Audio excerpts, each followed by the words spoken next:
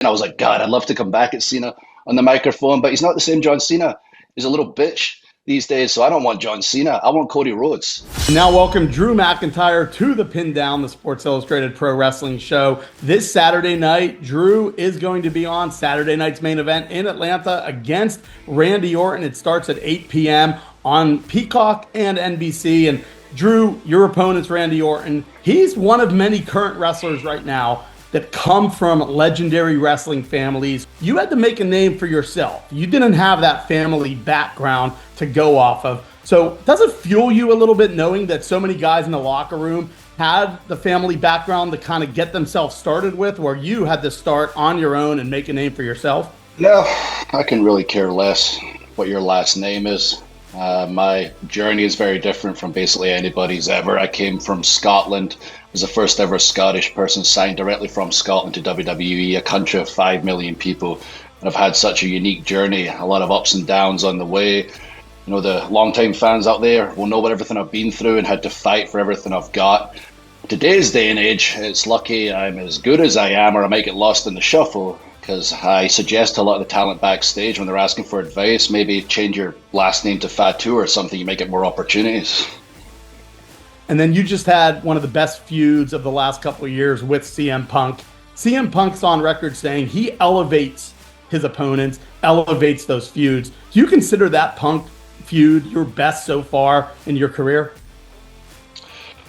I mean, the public certainly enjoyed it more than probably anything I've ever done. Punk's quote is interesting. He elevates everybody, even though he was on his arse injured for half of the feud. Drew McIntyre elevated that feud. Drew McIntyre elevated Punk and put him in the position that he's not been in since the last time he was in WWE. He was just playing CM Punk, and he finally became CM Punk with me. And every time I turn it on now, he looks like he's playing CM Punk again. So it looks like he misses Drew McIntyre. But, you know, you got to have the right opponent to elevate the feud, and CM Punk was somebody that I have personal feelings about. His personal feelings about me, I all came from a real place. So yeah, I didn't give as good as I got. I gave better than I got by freaking far. That's why I won every award that was given out in 2024. And now that I've been out for 5 weeks, 6 weeks, I've taken a step back. I've looking at the landscape. I've seen what's been happening recently, and I've came back with a new mindset. I'm back to get what's mine. It's time for Drew McIntyre to be WWE champion again. Get what I deserve, get what I've earned, and when I'm gone, I'll be gone. You won't see me showing up in some spin-off WWE shows like, please watch me, please remember me. I'm going to make sure I do everything I want to do. Make my mark, because when I'm gone, everyone forgets. And it's not the fans' fault. It's the product's 52 weeks a year, no reruns, no off-season. If you're out of sight, you're out of mind. And it's taken me 20 years to realize that. And I watch all the other guys like giving their all like I used to do in every, facet of our business. And now I'm like, screw that. I'm going in to get what's mine. And when I'm gone, you won't see me again. You won't see Drew as a coach on any show. You won't see Drew popping up here and there, looking for a little bit of nostalgia, looking to scratch that itch. I'm getting what's mine right now, starting every week on SmackDown and starting with Randy Orton at Saturday night's main event. And you mentioned the WWE Championship. It's with John Cena, and John Cena has a timeline on when he wants to end his career. Tell the WWE Universe why you would be the perfect person to end John Cena's career, leave with that WWE Championship, and be the final guy in John Cena's career to put him down. I don't care who's got the title. I'm just the perfect guy to be champion. Like, I'm the perfect WWE superstar in every possible way. If you look at a lot of our superstars, they're talented in certain areas. They're very good in the ring, or maybe someone else is good on the microphone, or maybe someone else has got a decent physique. Someone else has got a lot of experience. I'm everything wrapped into one. That's why I refer to myself as the alpha this week. I'm literally everything wrapped into one. That championship was made for someone like Drew McIntyre. I'm not at the end of my career. I'm not saying I'm going to take the title and run away with it. No, I'm going to be here as long as my contract dictates. Maybe I'll sign a new one for a bunch more money. I'll be the one to decide my future. But if that title's on someone like Drew McIntyre, it's not a case of someone tuning into Netflix for the first time all across the world and saying, I've not watched wrestling in a while, let me check it out. Why do I look like I could beat up all these guys on the wrestling now? Hey, like, brother, sister, cousin, you've not watched wrestling for a while? Look at the state of some of these guys. Drew McIntyre's on your screen. Like, my God, he's a monster. My God, he's funny. He's aggressive. This is somebody that turns your head when he walks down the street. Like Cena, I've never had a singles match with Cena. He's been ducking me his entire career. Don't know why. I'm sure he'd put a spin on it as he always does. The problem is I can spin things back verbally these days. Maybe that's why he's avoiding it. I don't know. He tore CM Punk apart that one week on the microphone with a pipe bomb. I enjoyed it, and I was like, God, I'd love to come back at Cena on the microphone, but he's not the same John Cena.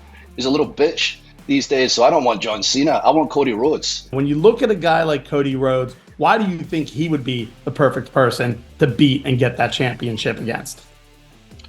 Because Cody is everything, basically he says he is. I know underneath it all, he has faked it till he made it, and I've been guilty of that in the past myself. He does put the work in. He does go the extra mile in every possible way every time. It's not an act. That really is him, no matter what anyone thinks about it. And I have my own feelings about it.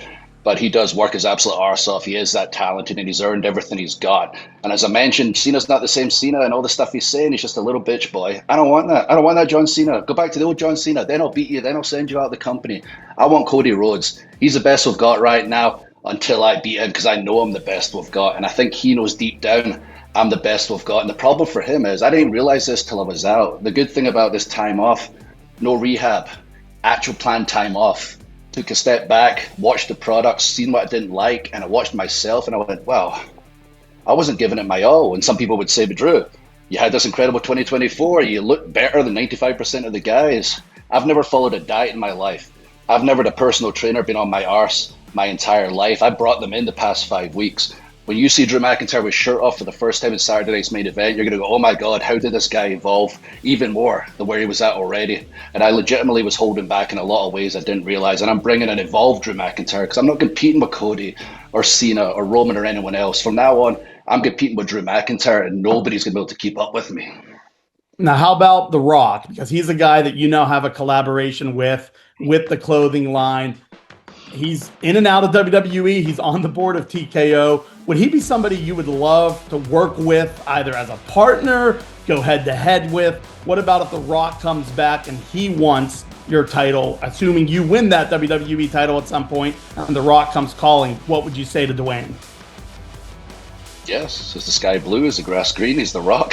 I mean, personally, he's DJ to me. We've built this relationship over a long time. He's always believed in me, and he's given me these great opportunities, such as being the face of Project Rock, which was an incredibly successful campaign, and I can't thank him enough for everything he's ever done for me. And like, some people will say to me, but Drew, you hate the bloodline so much. Why do you like The Rock? I was like, no, I have feelings about certain people that have screwed me over and hurt me.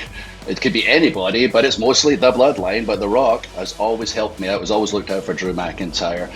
And if we could do business together on screen, since we'll be doing business off screen, that would be a dream come true. Now, we know that you're a Glasgow native, a big fan of Glasgow Rangers soccer. Glasgow, soccer. Ready, steady, go. There's no glass cows, no Glasgow. Glasgow. When you look at U.S. soccer, World Cup's coming here next year. It's at North America. People are pumped about it. But the U.S. soccer kind of seems to be treading water. They just lost to Mexico.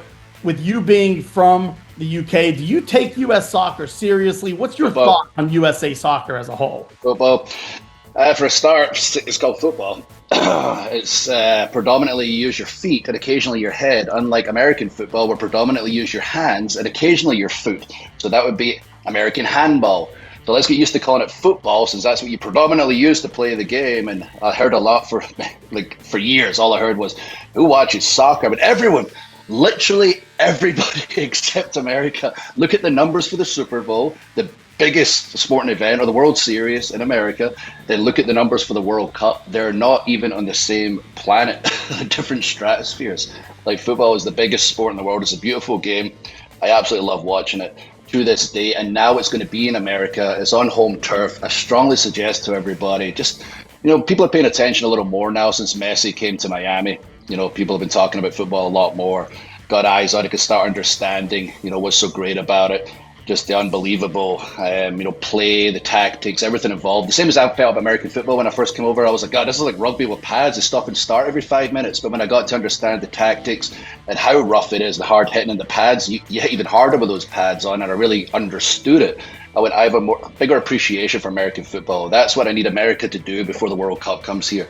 Just check it out. It's on your home turf. It's the biggest sporting event in the world by freaking far. If you're lucky enough to get a golden ticket to go and see a game, check it out. And for the actual national team, rally behind your boys. give them that support. It makes such a difference to have the crowd behind you, that atmosphere, feelings I've felt, back in the UK when I had these big shows before I got screwed at the end every single freaking one. It really makes a difference.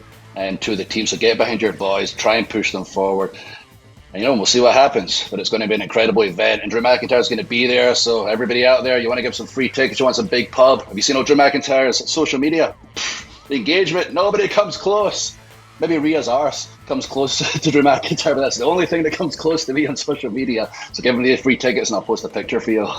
Speaking of your social media, you recently were at Jinder Mahal's wedding. The 3MB, the three-man band, was back. So I have to ask you, is there a chance down the line that we might be able to see a little reunion for the 3MB? Yeah, there's going to be. I tell Heath and Jinder all the time. I was like, I'm going to do what I got to do. I'm going to, as I mentioned, get what's mine. But eventually, when I feel like it's getting close to time, I'm about to say goodbye, that's when I throw my mates a bone. We reform 3MB. I don't take any bumps. Heath takes all the bumps. Jinder might take a few in there. I'll stand on the apron, air guitar like hell, have a good old time. And the fun thing about nostalgia is everyone believes we're like the Shield. The way I talk to people when I'm out meeting all the fans at all the big events, is like, God, I love 3MB. You guys were amazing, whatever. And they mean it. I can tell when somebody's lying or not. I've got like a human lie detector and learned it through, growing up in this industry. And I'm like, wow, that's interesting, because I guess they would have been kids at the time. They looked at things differently. They weren't on the internet complaining about everything. They weren't so jaded, and they grew up with 3MB and see it differently. So yeah, I'll give everybody a treat. I'll give my boys a payday, and boom, I'll disappear into the night, never to be seen again.